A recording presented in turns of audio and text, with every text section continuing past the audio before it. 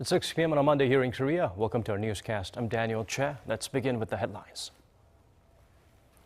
Korea's National Assembly has begun its annual audit of government agencies, but without the ruling Saenuri Party, which is boycotting the session. The party's chief is on a hunger strike, demanding the Assembly Speaker step down. The chairman of Lotte Group could soon be in custody as a criminal suspect. Seoul prosecutors have filed for a warrant to detain Lotte head Shin Dong-bin. Over in New York, Hillary Clinton and Donald Trump prepared to face each other in their first presidential debate. Ratings will be off the charts at 9 p.m. local time.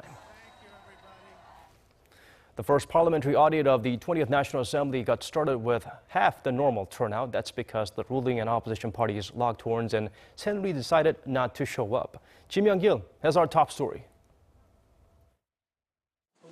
Lawmakers from the ruling Saenuri Party boycotted the first day of the National Assembly's 20-day audit of government ministries and agencies. The Saenuri floor leader says Assembly Speaker Chung Se-kyun's decision last Friday to call a vote on dismissing Kim Jae-soo, President Park's pick for Agriculture Minister, was politically motivated. The opposition parties and the Assembly Speaker have been politicizing the dismissal motion against the Agriculture Minister so they can extend the probing period of a special investigative committee into the Seoul ferry disaster.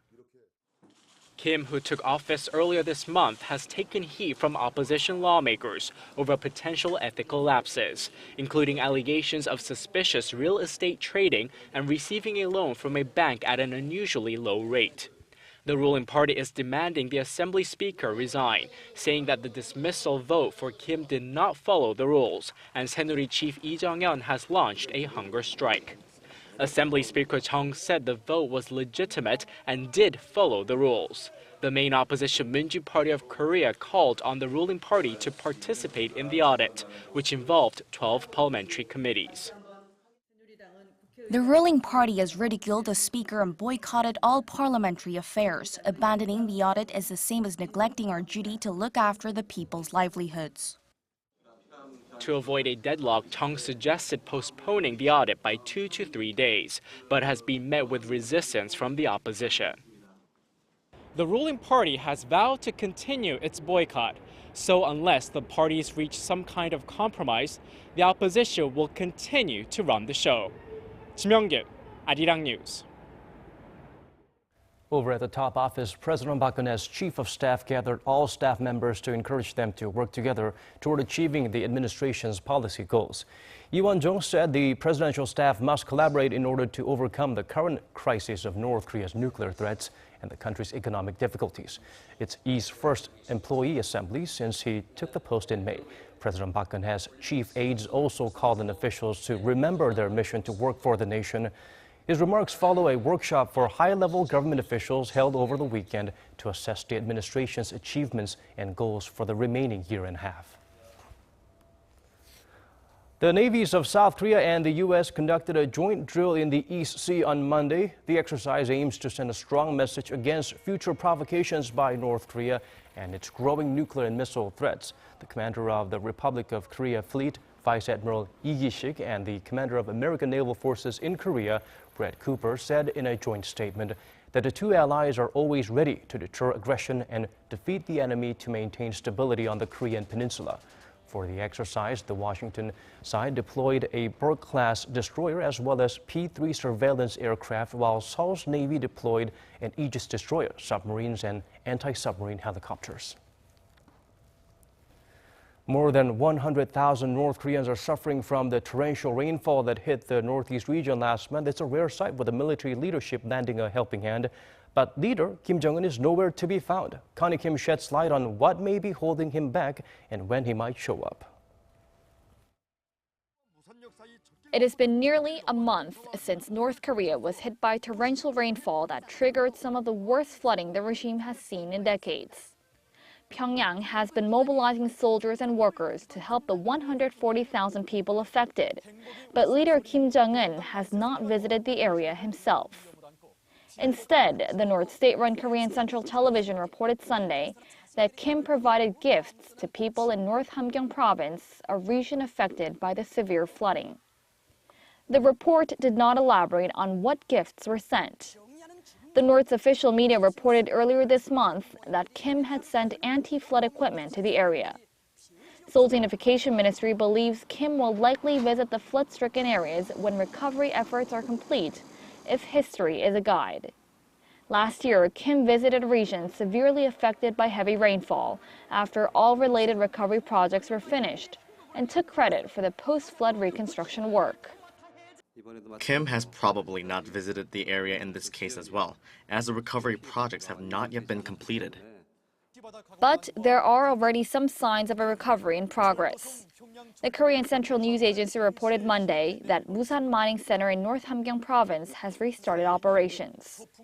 Seoul has maintained its stance that it cannot provide flood relief in light of the North's fifth nuclear test, conducted in defiance of the international community's sanctions on the regime. Connie Kim, Arirang News. Prosecutors in Seoul have filed a request for a warrant to detain the chief of retail giant Lotte Group on charges of embezzlement. Our Lee Min-young has the latest on this snowballing high-profile corruption case. The Seoul Central District Prosecutor's Office has requested an arrest warrant for Lotte Group Chairman Shin Dong-bin for embezzlement and breach of trust charges. If the request is granted, it will be the first time in Lotte Group's decades-long history that the chairman has been detained in a criminal investigation.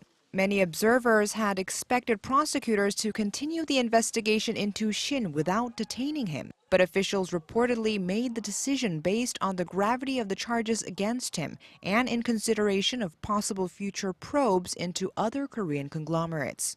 The 61-year-old has allegedly presided over questionable mergers and acquisitions, selling the assets at below-market prices. He is also accused of amassing over $26 million in slush funds, siphoned off of the group's construction arm over the past decade. Prosecutors estimated that the total amount of illegal transactions could amount to as much as $154 million. Shin was summoned for questioning last Tuesday and spent 18 hours under the microscope. Prosecutors say they also plan on charging Lotte's founder Shin Gyuk-ho and the chair's older brother Shin Dong-ju without holding them in custody. The Seoul Central District Court will hold a hearing on whether to issue the arrest warrant, and the decision is expected Wednesday. Lee Min-young, Arirang News. The global economy's growth rate is expected to dip down below 3% this year and into next if recent projections come true. And Korea is no exception, with the ongoing corporate restructuring drive taking a toll on the economy. Our Kim Jung-soo breaks down the numbers for us. Major economic and financial institutions have recently downgraded their latest forecasts to project the global economy will grow in the 2% range this year. The projections also say Korea's growth rate will drop to near 1% for the last quarter of 2016 and the first 2 quarters of 2017. In a report out last week, the OECD said that global growth is expected to slow at a much more rapid rate than anticipated, as the world has entered a low growth trap. It lowered its global growth projection for 2016 to 2.9% last Wednesday, from 3% back in June. This is also 0.2 percentage points lower than the annual growth in 2015, which was at a low after the global financial crisis. At the height of the crisis in 2009, the global growth rate dipped below zero. It jumped up to over 5% in 2010 and then dropped into the 4% range in 2011 and continued to fall through 2015. The OECD also revised its forecast for next year, from 3.3% to 3.2%. The International Monetary Fund has also made similar projections, with Managing Director Christine Lagarde saying earlier this month that, quote, forceful policy actions must be devised, or the world could suffer from disappointing growth for a long time. For Korea, major investment banks such as HSBC have projected that the country's growth rate in the 4th quarter of this year will remain unchanged at 1.6% from the same period last year. HSBC predicts the growth rate for the 1st and 2nd quarters of next year will hover at 1.8%. JP Morgan has cited numerous reasons for its own negative projections for Korea, saying that the government's corporate restructuring drive and tighter regulations on mortgage loans could stifle the country's growth in 2017. Kim Jung-soo, Arirang News. The Union of South Korea's largest automaker has launched a full-scale strike after rejecting an earlier compromise on a wage increase. Hyundai Motor will meet the union representatives again this week for another round of negotiations. According to our Kim Min-ji, it's expected to cause significant damage to the auto giant and its subcontractors. Unionized workers at Hyundai Motor have walked off the job after rebuffing a compromise on a wage hike. Assembly lines at the automaker's factories in Ulsan, Jeonju, and Asan were all halted early Monday morning. The full strike, the first of its kind in 12 years, is seen as a move to pressure the company to put forward a new wage proposal. Monday's full strike alone is expected to cost Hyundai some $145 million or loss in production of 7,200 cars. The union has held partial strikes 19 times during the months-long negotiations, resulting in production loss of 100,000 cars or roughly $2 billion. For the rest of the week, the union plans to stage partial strikes of 6 hours, with the exception of days when there are negotiations, when they will walk out for 4 hours. The two sides reached a tentative agreement last month to raise workers' monthly wages by about $50 and give a bonus of 350% of their monthly pay and a separate cash bonus of roughly $3,000. The company also scrapped a plan to introduce a wage peak system where wages fall at a certain age in exchange for longer time on the job, which had been one of the most contentious issues. The proposal was rejected by unionists, with nearly 80% voting it down. Management says the union has gone back on its word by turning down the earlier agreement, saying it will take a toll not only on Hyundai but its subcontractors and the local economy. The union and management are planning to meet again this week in an attempt to reach another tentative deal. Kim Min-ji, Arirang News. Korea's unionized subway and railway workers will go on strike starting Tuesday to protest against the adoption of a performance-based pay system. The Seoul metropolitan government says subway trains will run as usual during rush hour. The spots will be filled by temporary workers. However, at other times, services will be cut to about 80 or 85% of normal levels should the strike go as planned. There will also be more frequent buses. The government's been pushing to implement the new wage system as a way to raise competitiveness. The Transport Ministry does not expect major disruptions for the KTX bullet train. However, regular train services will be cut down to 60% of all usual levels. A think tank in Seoul projects that by the year 2040, the number of people living in the Korean capital will drop by 1 million to a total of 9 million due to low birth rates and rising home prices. With the working age population and average household size also expected to shrink, the study raises concerns over a future economic slowdown. Oh Jung-hee has the story. Seoul in the year 2040 could look a lot different than it does now, with a smaller and older population. A report by the Seoul Institute, based on data from Statistics Korea and the city government, projects Seoul's population to shrink to just over 9 million from today's 10 million. That's a figure last seen in the early 1980s. The think tank says not only will the country's overall low birth rate cause a decline, but exorbitant housing costs in Seoul will push people out of the capital. The working age population, that is from 15 to 64, is expected to fall by 30% from 7.5 million to fewer than 6 million. The report took these figures combined with low consumer spending as harbingers of a further economic slowdown in Korea. The size of the average household is also expected to shrink. Over 60% of households will consist of either one person or a couple without kids, both in equal proportion. The traditional household of parents and children will account for 24%. The report estimates the city population's average age will stand at 52. In 2013, it was just 39. Oh Jung-hee, Arirang News. Over in the U.S., the wait is almost over. Hillary Clinton and Donald Trump will hold their first presidential debate in New York. Our Kim Mo-gyun fills us in on what could be a historic one that could even match the Super Bowl in terms of ratings.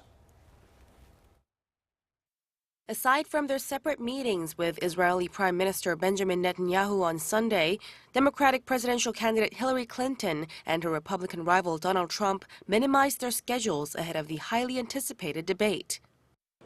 The historical matchup will take place for 90 minutes from 9 p.m. at New York's Hofstra University. It will be moderated by NBC anchor Lester Holt, and the pre-announced topics are America's direction, achieving prosperity, and securing America. Clinton has 3 decades of experience in politics and a long history of high-profile debates. She stopped campaigning since last Wednesday and has been focusing on preparing for the debate. CBS News reports that her longtime aide Philippe Reines has been acting as Trump, attempting to mimic his unique debate style.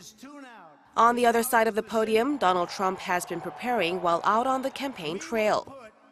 He's been looking for Clinton's flaws in past debates with the help of Stephen Bannon, the CEO of the Trump campaign manager Kellyanne Conway, former New York Mayor Rudolph Giuliani, and others on his team. However, it's not known whether he had someone stand in for Clinton. The 2 candidates are neck and neck ahead of the debate.